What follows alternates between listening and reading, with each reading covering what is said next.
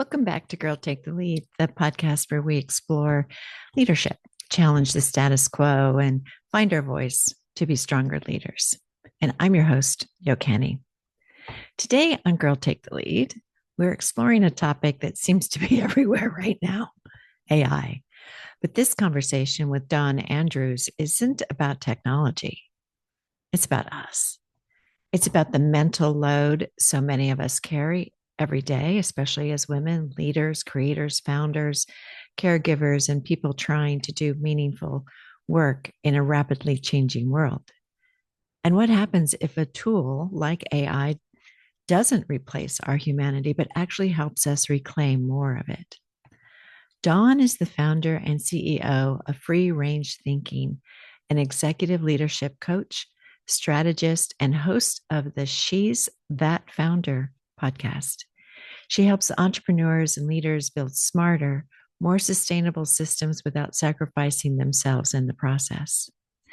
In this episode, we talk about the emotional side of AI, discernment, leadership, creativity, curiosity, generational perspectives, boundaries, burnout, and how AI might actually lighten some of the heaviness many of us carry, thinking we're doing that all alone. One line from Dawn really stayed with me. AI informs, you decide. And I think that's an important reminder right now, especially given in a world changing so quickly as this one, our humanity, wisdom, creativity, and discernment still matter deeply. So here you go. Enjoy. Dawn, welcome to Girl Take the Lead. And you are certainly a girl taking the lead in this area. So thank you for joining us. Girl, I'm so happy to be here and I'm excited for our conversation and the possibilities. Yeah. Well, let's start, if you would, to give people a background about you Yeah. and how you've gotten to where you are. Yeah. So, hi, everybody. I'm Dawn Andrews. I'm the founder of Free Range Thinking, and I own a business strategy and an executive coaching firm. And I've spent 23 years in the entertainment business, um, coaching leaders. And after hanging out in entertainment, I can tell you it's a masterclass in managed chaos. And now I help service-based female founders and men and corporate female leaders build the systems, the teams, and the confidence to stop being the bottleneck in their work. Mm-hmm. And I also host a podcast called She's That Founder. And lately, a huge part of my work is helping women actually use AI, not just talk about it. And also to take some deep breaths with the volume of change that is happening in this space. Mm-hmm. Each day when you wake up, there's a new tool, a new angle, new news. And it's very exciting. And the possibilities, especially for women, I think are very exciting.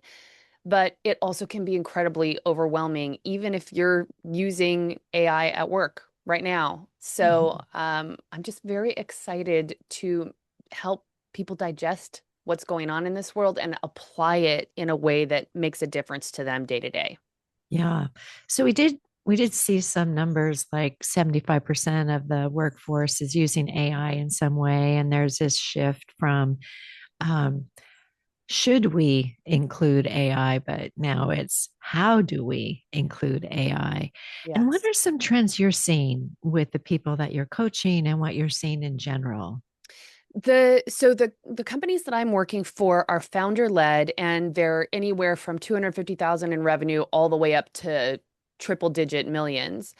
But what I'm seeing is everybody very excited for the possibilities of using AI, like, and starting to create systems.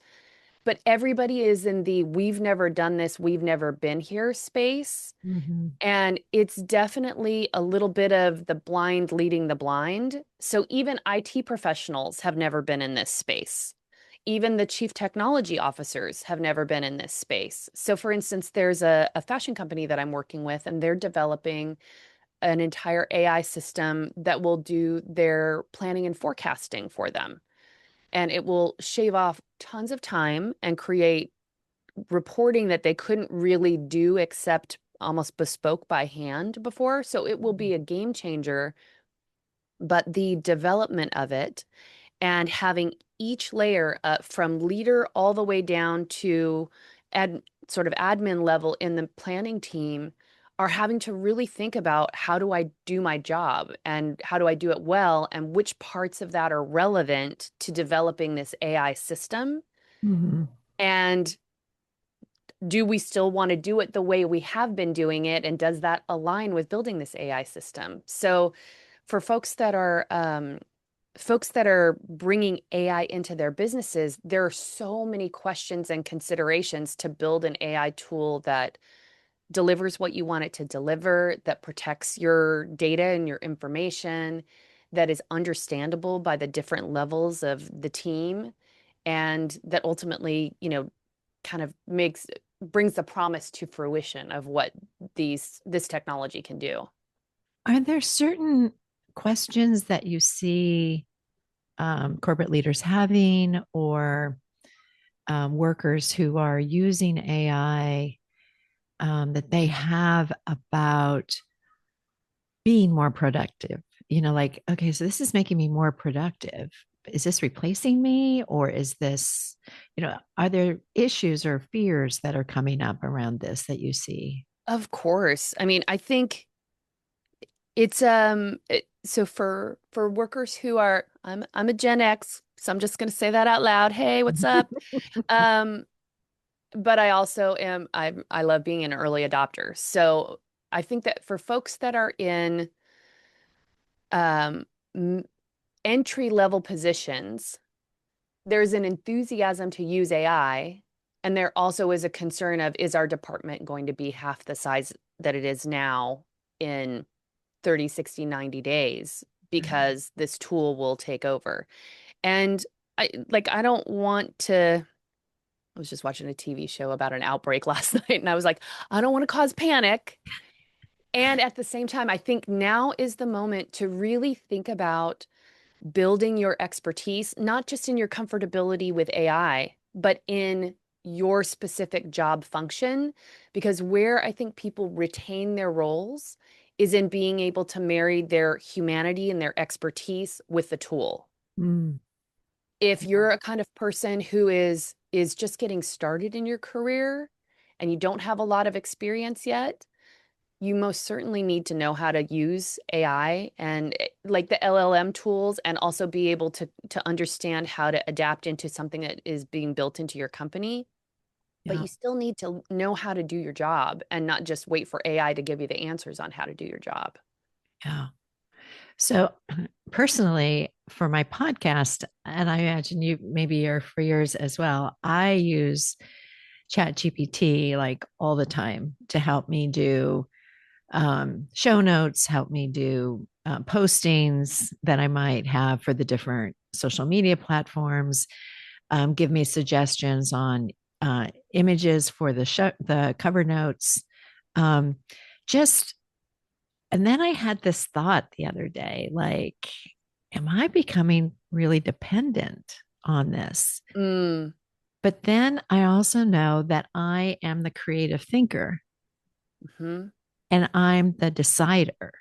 hmm So it will tell me, okay, this is option one. We would recommend highly you do this. But then I look at it and I kind of go, I'm liking option three or four better. Yeah. I still see that we have the need to be discerning. Yes. And I wonder if sometimes, Don, if people, like, I tease my husband, Chat thinks that I am the smartest podcaster out there, totally thinks everything I do is brilliant. And I'm leaving you for that because, and then he reminds me, remember the algorithm is written to make you feel good about what you're doing. Yes. What else do you see about the algorithms out there? Yes. Well, over here, our motto is AI informs, you decide. Like Mhm. that's just, if you can take one thing away, AI informs, you decide. Um, I too have that concern sometimes. Am I becoming too dependent?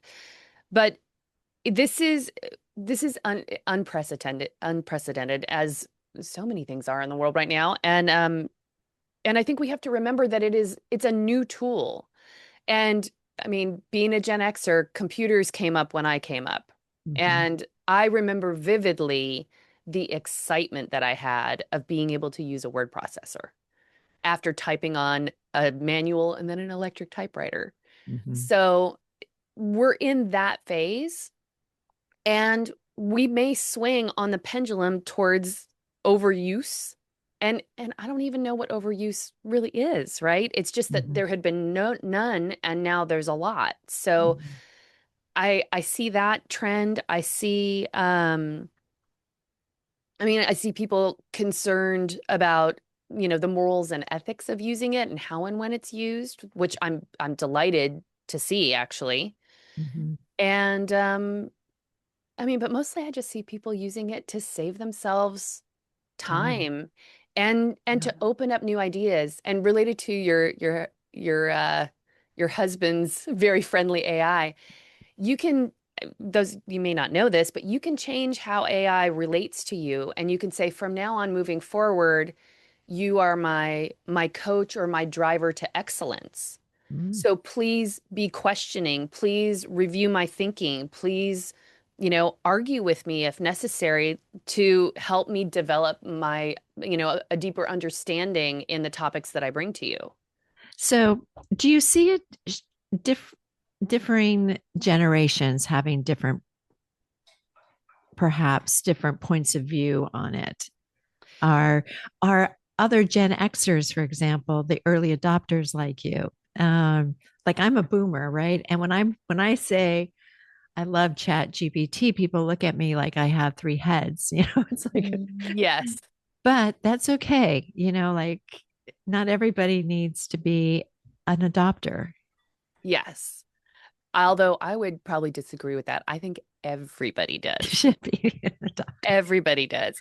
And so yes, I definitely I see differences in the generations, and this is like gross generalizations that we're about to make, right? And also anecdotal just from my own experience, not because I've dug into to numbers by generation to see who's, predominantly doing what. But Gen Z seems to be the preponderance of people using AI, and it is because it is those positions that have the greatest use for a conversational AI, like using an LLM like Claude or Copilot, or it's that generation I think that has the greatest use for the most immediate AI implementation. Because when you look at folks that are millennial, Gen X, boomers, those age ranges, they're probably more in management and above positions, Mm-hmm. or they're founders of businesses that have been around and have been seasoned for some time. So unless the company is implementing a larger um, like tool that is being used department wide or company wide, the majority of their need is as a manager, a leader, a guider of people, as opposed to a mover of information. Mm, So I think that's also why we see a greater level of adoption in the younger folks, because they're in the mover of information phase of their careers. good point. Good point. But I think it's a missed opportunity. Like when you said, as a boomer, people are looking at you like, "What are you like? Why?" Well, I feel like that is where the greatest opportunity for the relief of the mental load of life and leadership is with AI. Like it can take so much off your plate, or like you said, help you discern or pressure test decisions, or help you delegate more effectively. So there are a Mm-hmm. lot of AI uses for people that are in the mid and later stages of their career that I think people are kind of missing out on a little bit. Yeah. Well, I also find not just for the podcast, but sometimes just for my own mental health, it's like a way for me to journal or to um, talk things out with myself. Hmm. Um, so mental health has just got to be like a beginning point of how AI can be used to help people sort through emotions and different aspects in their life. It is. And so I'm a huge proponent of it, but I also know that there have been a lot of conversations and there have been suicides and people that have been had a really difficult time with sort of AI for therapy. Mm-hmm. Um, and that's one of those things like as a user of AI, you need to be responsible for yourself, Yeah. you know? That said, it has been a tremendous help to me. Like, for instance, on a day when maybe I'm not feeling as strong in how my business is doing, like business is down. It's been like this for a week. And pre-AI, that anecdotal just vibe about my business may have really impacted how I showed up for it that week. Mm. And I can pop open a conversation about it and say, this is how I'm feeling about how things are going right now. And the way that I work with my AI, like I said, it's like my college thesis advisor. It's like, well, tell me, like, what tells you that that's true or not true? Mhm. What evidence do you have? Tell me about the data. What did you work on this week? It'll start to connect me to the reality of my situation in that moment and balance things out a little bit and Yeah. even suggest ideas of either what to do or what not to do. Sometimes it's like, you've done enough for today. Like Yeah. everything can wait till tomorrow. I want that conversation. Can I get that one? Well, it seems to me that, what I hear over and over again, that some of the skills that we're all going to need to have, are still going to be having discernment, looking at um, options, looking at alternatives and saying, this is the path to take. So Mhm. leadership is still going to be demanding us to think. Sweet mercy, I hope so. Because it's people leading people. Like Right. it's not us programming armies of robots. And should we get to that day and reach the Skynet phase of this, then we've all got bigger problems. I really hope that that's not the case. And reading the founders of Anthropic and Yoshio, I can't remember Yoshio's last name at the moment, but the founders of AI, Yeah. sometimes it's a little nerve-wracking, but no, leaders still got to lead. Like these are human beings that are doing something in your endeavor that Yeah. you're trying to accomplish, and you've got to be able to relate to them. And I do think that um, you need to continue to develop your leadership skills, like invest in yourself, invest in learning, invest in training, and then also have AI help you execute those leadership skills with a little more grace or finesse or um, discernment, you know? Yeah. Yeah. Definitely. Well, I definitely feel, do you have favorite AI tools platforms that you like to use? So today is today. Right. Okay. And everybody, just so you know, because it changes so quickly, we're talking on April the 8th, 2026. Happy April, you guys. Um, yes, so it shifts a lot. For me, my favorite LLM was ChatGPT. It is now Claude far and away, and I was using both. I would tend to use ChatGPT for more analytical use Mm-hmm. and for creating structures, SOPs, the how-tos of things, and for analyzing data. But then I would use Claude more for the creative writing. Like I find that it has a little bit more heart to my ear anyway. Uh-huh. Um, but the volume Claude has exploded, especially with Claude the LLM, Claude Cowork, and Claude Code. So anything, I mean, the sky is the limit in terms of what one can create using those tools on the desktop. And so right now, Claude, I would say, is my number one favorite tool. I also love Perplexity, which has added a ton of new features. And the reason I use that tool is it's Google on steroids. And if you're anyone whose job involves research of any kind and looking for data, that is the tool to use because it always cites sources. It always clicks back and leads you to those sources. It suggests next questions you might ask to further the conversation, like further your research, questions that maybe you already were planning to ask or not. And now it's added features where it can help you draft outlines, put together written pieces similar to an LLM. So I Mm. really love that. Um, I use, I have been using MindPal, which I really enjoy to create multi-agent workflows. So multi-agent workflows are where you create a string of agents, and each agent is like, imagine it like an individual person on an assembly line that has one particular job, and you can stack them up to create and finish an entire job.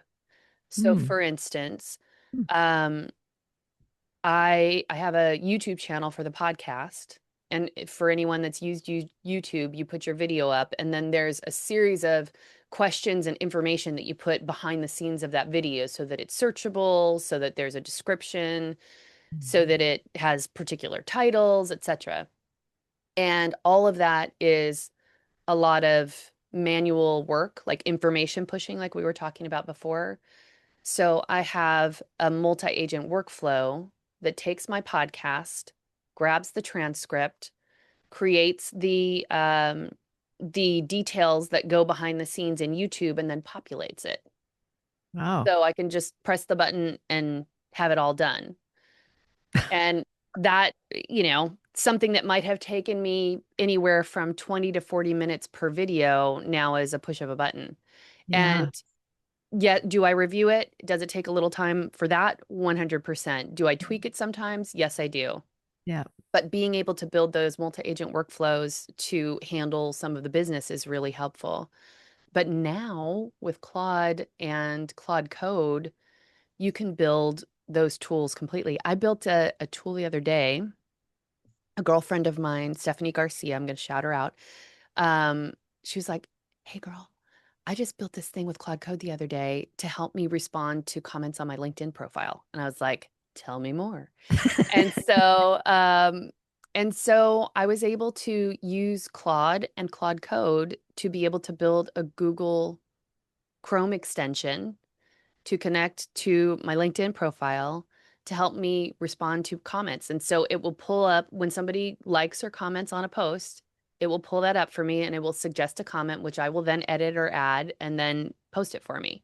So Whoa. it keeps track of those conversations that like the volume of interpersonal communication that is happening across the various platforms that are required to be a human in the world these days is so extensive. And if you're somebody who's, running your business or leading your team or has a family or whatever, you just can't the considered time that it would take to find, log in, read through, etc. Synthesize the whole thing.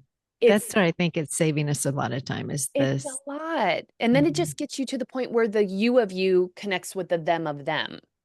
Yeah.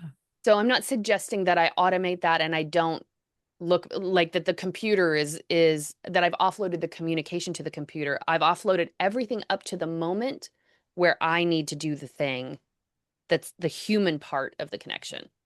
Yeah. Cool. I can see that. One of the things that I also see is okay, so we're being more productive. I mean, I'm doing a better job, I think, with my podcast as a result of Chat GPT, without a doubt. Yeah. Um, Reaching more people, getting things out there.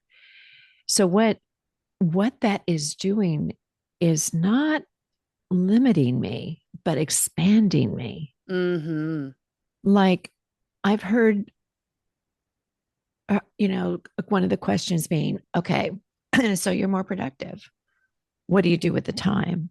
But what if that time allowed you to be more creative or do more things in your life that you wouldn't have been able to do, like Mm-hmm. become a writer, write Mm-hmm. creatively, um, do something in my case that is more of a,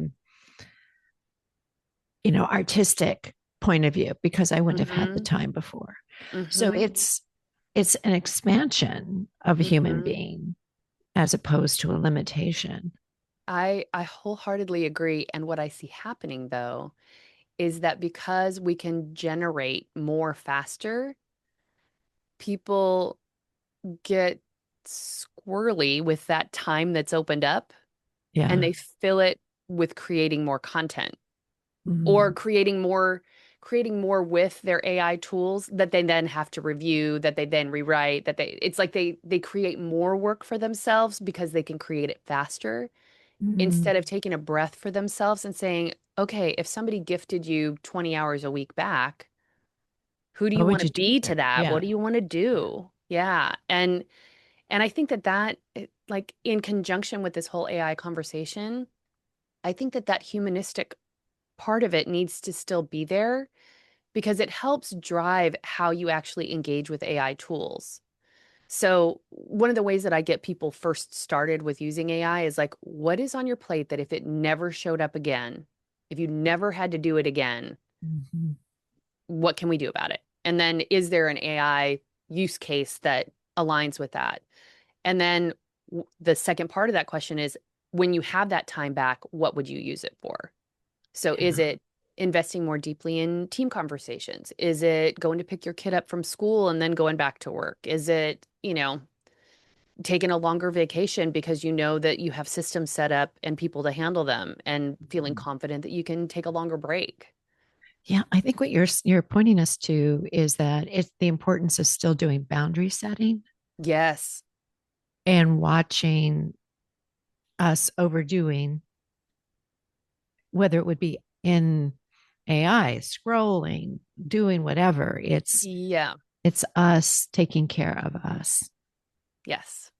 Mm, Because the human piece of this is everything. Like AI is still a tool. yeah. The computer is still, like if we go back to those Gen X days, like the computer is still a tool. It's how we choose to engage with it and also the humanity that we bring to that engagement that makes like really brings this all alive. Mm.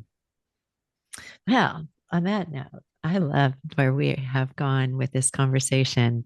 Don, thank you so much because I think you helped us navigate some waters, and we should probably put on our calendars to check in with each other again towards the end of the year just to see what Oh we. my gosh. I know. I feel like should we make some predictions and then just see what happens? Yeah, I know for me, I am a novice in this. I Yeah. have gone deeply into one tool, but as you were mentioning these other ones, I'm thinking, oh, I should probably go and check that out. My husband, he turned me on to chat long ago, and I started to see the application like right away. I was in such a good mood because it lifted Yes. the heaviness of doing everything myself. I Yes. would just get heavier and heavier and heavier. And then it was like, Yes. oh, wait, no, I have a thought partner here. I could really, and it's Yes. really me thinking with me, but it's Yes. okay. Yes. Whatever I'm putting in there is me. And I'm like, okay, engage and get faster with that, which was, I just love. But so we're real advocates in the house. And actually, we were advocates before the millennial and the Gen Z daughters who were like, oh, but what about sustainability? And what about this? And Yes. what about that? And now they're both using it in their work. And I'm like going, Yes.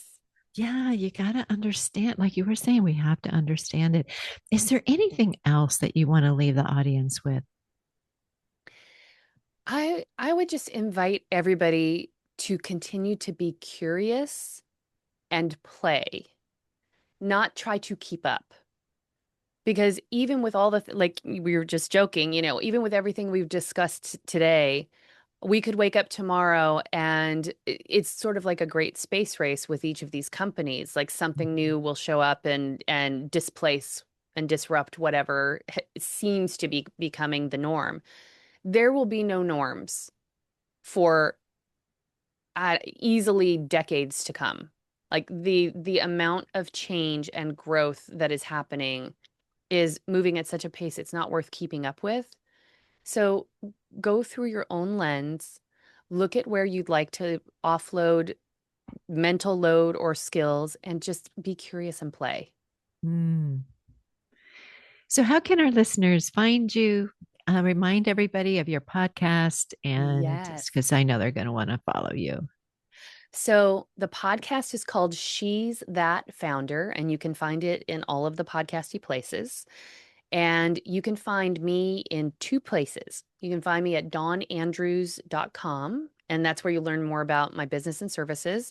And you can even jump on a call with me if you need to. And then I also have a free community on LinkedIn called AI for Founders. Mm. And we do monthly office hours. We talk about what's going on in AI. And it's an opportunity for you to gather with other folks who are exploring this through a leadership lens and looking to, improve their AI skills and learn more about what's going on. Not This is not breaking news territory. That's not my goal. My goal is how can we apply these tools to make your life and leadership easier? Mm. So, I think I might know the answer to this one, but Yeah. what would you tell your 20 something self today? Oh, I'd be like, girl, get on the computer. I thought you might say something about start playing, take some risks with it. Yeah, no, my kids, I have a 16 and an 18-year-old who are so deeply anti-AI.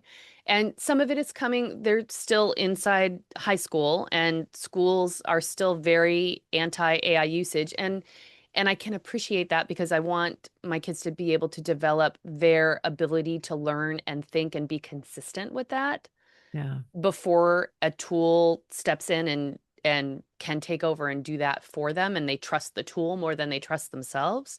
So I can Mhm. appreciate that. And at the same time, I'm like, look at this cool picture of me roller skating through a rainbow tunnel with confetti going off that I just made with Sora too. It's pretty fun. And meanwhile, they're cringing and I'm like, it's awesome. No, I know. It's something, isn't it, when you're a early adopter beyond your kids? It's like, wait a minute, this is supposed to be the other way around. Yep. Yeah. Well, thank you so much again. Was there anything else that we you'd like to cover or say before we close?